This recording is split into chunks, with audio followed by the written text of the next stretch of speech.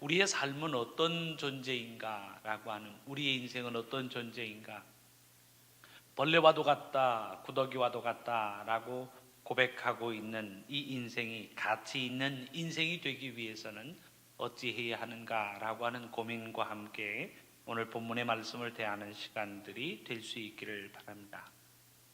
인생에 대한 평가에 있어서 성경적인 평가와 사회적인 평가가 다르다라고 이야기할 수 있습니다. 사회적인 평가에 있어서는 인간은 만물의 영장이라고 이야기를 합니다. 인간이 가장 높은 지적인 능력을 가지고 있고, 인간이 발전시킨 과학과 도구로 인하여 인간은 세계를 지배하고 있다라고 이야기할 수 있습니다.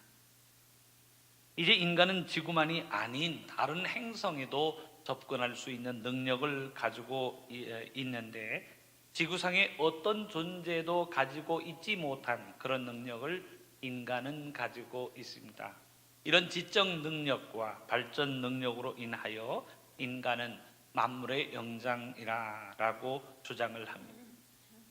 반면에 성경에서는 인간은 연약한 존재라고 하는 사실을 고백하고 있습니다. 이사야 41장 14절의 말씀을 보면 지렁이 같은 너 야곱아라고 하는 말로 고백하고 있습니다. 그저 야곱 한 사람을 가리켜서 야곱 그 한 사람이 지렁이와도 같다, 형편없다라고 이야기하는 것이 아니라 인생이 그만큼 연약하고 우둔하고 미약하다라고 하는 사실을 지적하고 있습니다. 시편 103편 15절의 말씀은 이렇게 기록합니다. 인생은 그날이 풀과 같으며 그 영화가 들의 꽃과 같도다 라고 말씀은 이야기하고 있습니다. 무엇인가 우리에게 힘이 있고 우리에게 무엇인가 아름다움이 있다고 자랑하지만 순식간에 모든 것을 잃어버리는 연약한 존재가 인간이라고 하는 사실을 성경은 전제하고 있습니다. 전도서의 교훈도 다르지 않습니다. 인생은 헛되고 헛된 순간을 살아가는 존재라고 하는 사실을 성경은 전제하고 있습니다. 그런데 그렇게 허무한 인생이 하나님의 인격의 대상으로 존재할 수 있는 이유가 있다면, 하나님께서 우리 인생을 선택하사 하나님께서 사역의 동반자로 세워주셨다라고 하는 믿음 안에서 그 가치를 갖는다는 사실을 성경은 이야기하고 있습니다. 하나님과의 관계성 속에서 하나님이 우리를 선택하사 하나님의 동반자로 세워주시고 구원의 대상자로 세워주신다는 믿음이 전제되어질 때에 인간은 위대한 존재라고 이야기할 수 있습니다. 하나님이 온 우주 만물을 창조하신 이후에 인간을 만드시고는 땅을 정복하라, 생물을 다스리라 라고 하는 말씀을 남기고 계십니다. 온 우주 만물을 창조하신 이후에 통치의 권한을 인간 존재에게 위임하고 계십니다. 하나님이 인간을 선택하셔서 통치의 권한을 위임하여 주십니다. 하나님께서 위임하여 주셨으니 인간은 특별한 존재로 세워졌다는 사실을 성경은 이야기하고 있습니다. 만일 이러한 믿음의 관계가 전제되어지지 않는다면 우리 인생이 짐승 혹은 벌레들과 다를 바가 무엇인가라고 하는 질문입니다. 믿음이 전제되어지지 않은 인생이라면 오히려 짐승들보다 더 못하고 벌레들보다 더 형편없는 존재라고 하는 사실을 성경은 우리에게 가르치고 있습니다. 사랑하는 성도 여러분, 지금 하나님의 말씀을 떠나 타락한 이 사회에서 어떤 일이 일어나고 있는가라고 하는 사실을 평가해 보시기를 바랍니다. 그야말로 짐승보다 더 잔인하고 짐승보다 더 사악한 일들이 일어나는데 그 이들을 자행하고 있는 사람들이 누구인가요? 시내에 사자가 나타나고 호랑이가 출현해서 위험한 게 아니지요. 이제는 사람이 무서운 세상이 되어지고 있습니다. 모르는 사람만 무서운 것이 아니라 아는 사람도 무섭고 사랑하는 사람도 무서운 세상으로 변모하고 있습니다. 한 예를 들어보면 우리나라에서 데이트 폭력으로 사망하는 사람이 한 달에 평균 8명이라고 하는 통계가 나와 있습니다. 데이트 폭력이라고 하는 사랑하는 사이지만, 연인 사이지만 그 사이에서 폭력이 자행되므로 한 달에 8명이 사망하는 통계를 우리는 가지고 있습니다. 2016년 통계를 보니까 데이트 폭력으로 입건된 사람의 수가 8,367명에 해당되고 있습니다. 이 중에는 중년의 나이를 넘은 사람들도 포함되어 있습니다. 자기를 만나주지 않는다고 50대가 주먹을 휘두르고 칼을 휘두르고 방화를 하는 사건이 지금 우리들의 삶 속에서는 일어나고 있습니다. 짐승들의 거친 행동에는 한계가 있는 반면에 인간의 타락된 행동에는 한계를 보이지 않고 있습니다. 이런 인간들이 어찌 만물의 영장일 수 있을까라고 하는 의문이 마음속에 남습니다. 그야말로 벌레만도 못한 삶의 모습이라고 우리는 이야기할 수 있습니다. 오늘의 본문은 욥의 주장에 대답하는 빌닷의 이야기입니다. 잘 아시는 대로 욥은 고난을 받아야 할 그 어떤 죄, 그 어떤 허물이 있었던 사람이 아니었습니다. 고난당할 이유가 없었지만 어느 날 그 삶 속에 고난이 임하는데 모든 재산이 다 사라지고 자녀들이 한꺼번에 죽임을 당하는 고난이 욥에게 찾아오고 있습니다. 욥의 세 친구들이 고난을 당한다, 어려움을 당한다라고 하는 소식을 듣고는 욥을 위로하기 위하여 찾아왔습니다.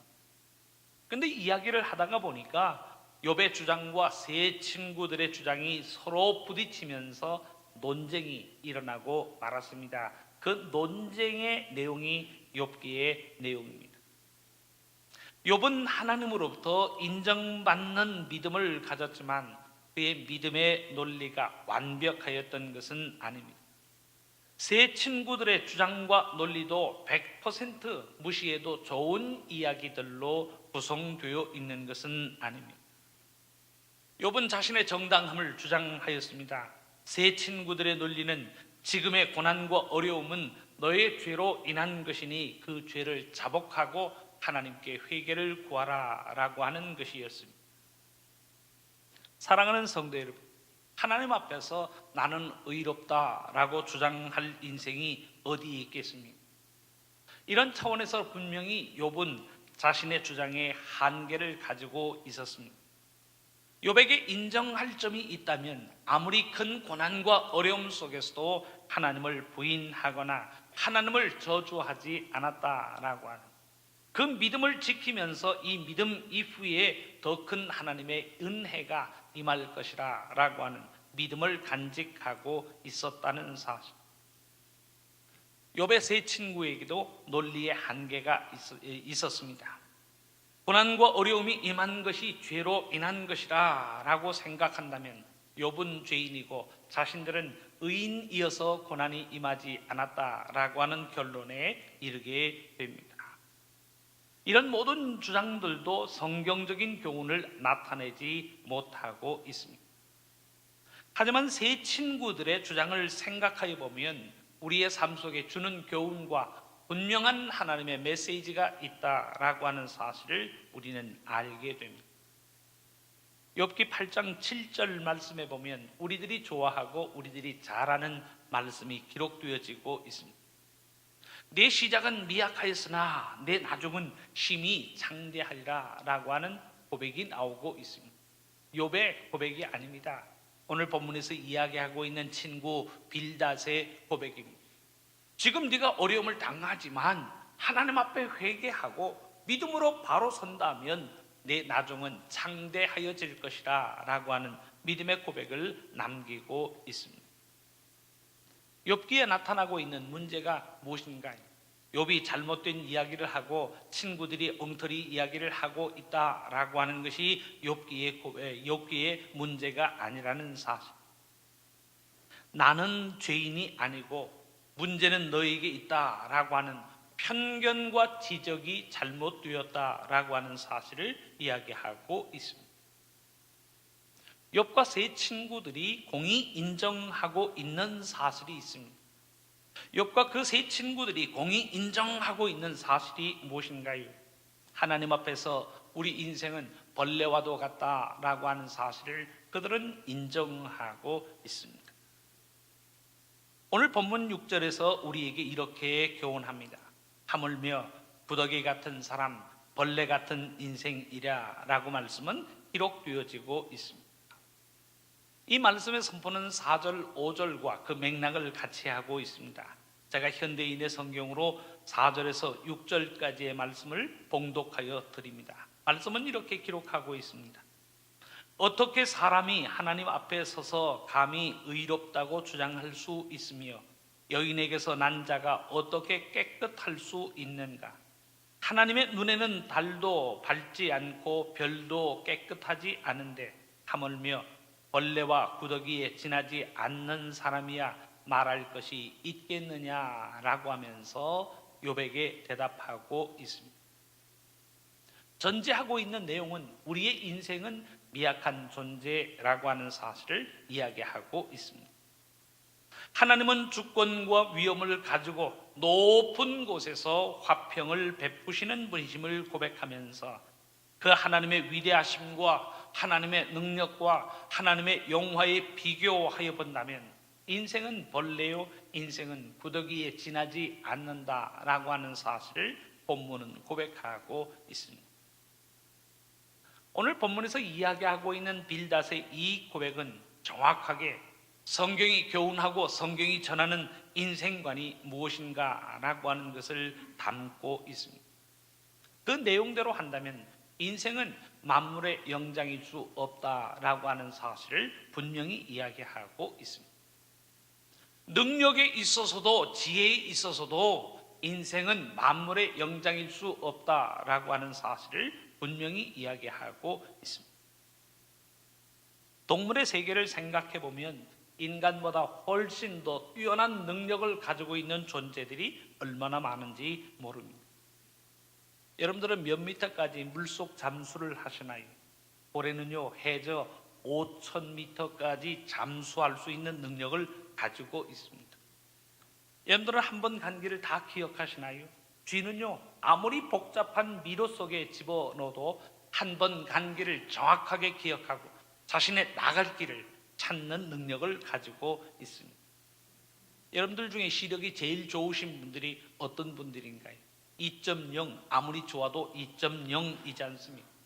독수리는요 시력이 5.0 인간 시력의 한계를 뛰어넘는 시력을 가지고 있습니다. 거북이는 최장 500년까지 살 수 있다라고 하는 것을 우리는 잘 알고 있습니다. 능력과 지혜에 있어서 인간의 능력과 인간의 지혜를 뛰어넘는 존재들이 동물의 세계에도 얼마든지 존재하고 있다는 사실을 우리는 잘 알고 있습니다. 그러면서도 우리 인간들은 정복하였다라고 하는 말을 즐겨 사용하고 있습니다. 산을 한번 오르고는 하는 말, 이 산을 내가 정복하였다라고 이야기를 합니다. 달을 다녀와서는 하는 말, 인간이 달을 정복하였다라고 이야기를 합니다. 정말 그럴까요? 암을 정복한다라고 장담하고 있지만 우리의 삶 속에 일어나는 감기조차도 우리 인생들이 막지 못하고 있는 것이 현실입니다. 정복하였다라고 하는 말을 쓰지만 이 말은 인간의 자만심을 드러낸 말일 뿐 실제의 삶에 있어서 정복하지 못한 부분들이 얼마나 많은지 모릅니다. 한번 앞산에 올라가서 인간이 사는 세상 이 대구를 한번 내려다 보시기를 바랍니다. 개미가 꼼지락꼼지락 거리면서 가는 것과 인간의 세상과 다를 바가 무엇일까요? 우주선을 타고 우주에서 지구를 보면 그저 대륙만 보일 뿐이지 인간의 존재는 찾아볼 수 없다는 사실을 누구나 상식적으로 알고 있습니다. 그러니 오늘의 본문은 이야기합니다. 하물며 벌레와 구더기에 지나지 않는 인생이라 라고 하는 사실을 고백하며 이야기하고 있습니다. 성경이 무엇을 이야기하고 있습니까? 인간이 대단한 존재라고 자랑하고 자기의 능력과 자기의 지혜를 이야기하지만 하나님께서 한번 불어버리시면 존재 자체도 없어질 인생이라고 하는 사실을 성경은 이야기하고 있습니다. 시편 39편 11절의 말씀입니다. 주께서 죄악을 책망하사 사람을 징계하실 때에 그 영화를 좀모금같이 소멸하게 하시니 참으로 인생이란 모두 헛될 뿐이니이다 라고 말씀은 가르치고 있습니다.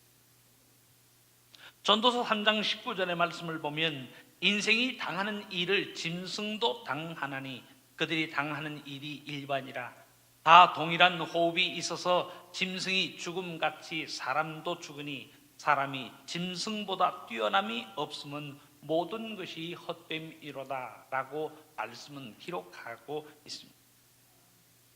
인생과 벌레의 삶이 차이가 없다는 사실, 인생과 짐승의 삶의 차이를 찾지 못한다라고 하는 사실을 성경은 이야기하고 있습니다. 인생이 인생을 보고 인생이 인생을 평가하니까 대단해 보일 뿐이라 라고 하는 것이, 벼룩이 벼룩의 삶을 평가하면 어떻게 평가할까요? 우리는 벼룩이야, 형편없는 벼룩이야 라고 이야기할까요? 벼룩도요, 벼룩의 삶을 평가할 때는 우리는 위대한 존재라고 평가를 합니다. 인생이 인생을 평가하니 만물의 영장이다 라고 자랑을 하지만 인생은 구더기요, 인생은 벌레에 불과하다는 사실을 성경은 가르치고 있습니다. 그렇다고 성경의 인생관이 이런 비관으로만 끝나고 있는 것은 아닙니다. 벌레요 구더기에 불과한 인생을 하나님이 높이신다는 사실을 성경은 이야기하고 있습니다. 하나님이 인생을 인정하시고 하나님이 인생을 높이고 계십니다. 인생을 높이사 하나님과 인격적인 관계를 가질 수 있도록, 하나님의 사역을 감당할 수 있도록 하나님의 동역자로 우리들의 인생을 부르신다는 사실을 성경은 가르치고 있습니다. 우리가 우리의 인생을 생각할 때에 이 사실을 망각해서는 안 되는 것을 기억해야 합니다. 인생이 벌레요 구더기에 불과하지만 하나님의 은혜 안에서 인간은 만물의 영장으로 세워지고 있다는 사실을 성경은 가르치고 있습니다. 하나님이 지으신 많은 피조물 중에서 땅을 정복하라, 생물을 다스리라 라고 하는 명령을 받고 있는 존재가 누구입니까? 하나님께서 다른 피조물이 아닌 인생을 부르사 하나님의 동역자로 세우시고 땅을 정복하라, 땅을 모든 생물을 다스리라 라고 하는 말씀을 남기고 계십니다. 하나님께서 하나님의 형상을 따라 인생을 창조하셨고 하나님과의 신앙적인 관계를 전제하여 하나님의 대리자로 세우심을 성경은 가르치고 있습니다. 그러니까 하나님의 명령을 받고 이를 이행하는 인생이 만물의 영장이요 하나님의 대리자가 된다는 사실을 성경은 가르치고 있습니다. 이 신앙적인 관계가 전제되어질 때에 인간은 만물의 영장이요 하나님의 대리자라고 하는 자부심을 갖게 됩니다. 누구든지 이 신앙적인 관계를 전제하지 않는다면 그는 멸망하는 짐승이요 우둔한 존재에 불과함을 성경은 교훈하고 있습니다. 사랑하는 성도 여러분, 신앙적 관계를 부정하는 인생을 하나님께서 어떻게 처리하시나요? 그야말로 영벌, 다른 말로는 지옥불에 던지고 계신다는 사실을 성경은 경고하고 있습니다. 아무리 찾아도 신앙을 찾아볼 수 없는 인생, 하나님의 말씀에 순종하지 않는 인생들을 준비한 영원한 불, 지옥의 구덩이에 던지신다는 사실을 우리는 기억해야 하는 것입니다. 누가복음 12장 5절의 말씀은 이렇게 기록합니다. 마땅히 두려워할 자를 내가 너희에게 보이리니 곧 죽인 후에 또한 지옥에 던져넣는 권세 있는 그를 두려워하라. 내가 참으로 너희에게 이르노니 그를 두려워하라. 말씀은 기록하고 있습니다. 우리 인생이 무엇이간데 하나님의 심판 앞에서 인권을 주장할 수 있겠습니까? 이럴 수 없습니다 라고 하면서 하나님의 심판 앞에서 항거할 수 있는 존재가 누구이겠습니까? 지옥불에 던져짐을 당해야 하는 법적 근거가 무엇이냐라고 하면서 하나님께 따질 인생이 어디 있느냐라고 하는 질문입니다. 성경이 이야기하는 바가 무엇인가요? 하나님의 말씀이 법입니다.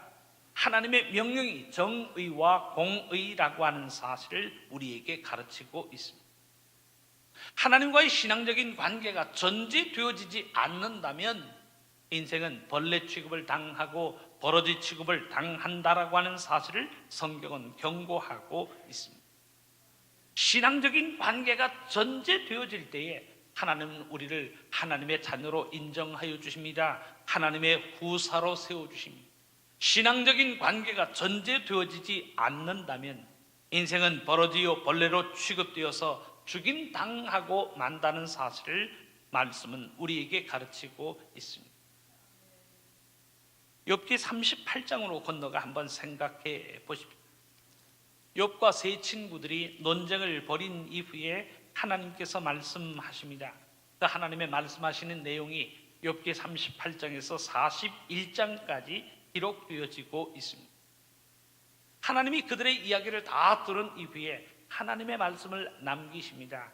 이 말씀을 다 들은 이후에 욥이 무엇이라 고백합니까? 욥이 욥기 42장 3절 하반절에서 이런 고백을 남깁니다. 나는 깨닫지도 못한 일을 말하였고 스스로 알 수도 없고 헤아리기도 어려운 일을 말하였나이다. 내가 말했던, 내가 주장했던 모든 내용들이 허망한 내용이요, 내가 알 수도 없는, 내가 깨닫지도 못하는 이야기들을 고백하였습니다 라고 하는 자신의 허물을 고백하고 있습니다. 그 이야기는 아무리 똑똑한 인생도 하나님 앞에서는 무가치한 논리, 형편없는 주장에 불과하다는 사실을 우리에게 일깨워주고 있습니다. 누가 하나님의 말씀 앞에서 자기의 논리를 주장할 수 있겠습니까? 누가 하나님 앞에서 자기의 능력을 자랑할 수 있겠습니까? 자랑하려고 입을 여는 것 자체가 자신의 무지함을 드러내는 것이라는 사실을 말씀은 우리에게 경고하고 있습니다. 사랑하는 성도 여러분, 우리 인생의 아름다움을 주장할 수 있는 이유가 무엇인가요? 우리가 믿음 안에서 하나님을 만나고 있기 때문입니다. 하나님과의 믿음의 관계가 전제되어질 때에 하나님은 우리를 하나님의 대리자로 인정하여 주십니다. 우리를 높이사 하나님의 후사, 곧 하나님의 후계자로 인정하여 주신다는 사실을 성경은 이야기하고 있습니다.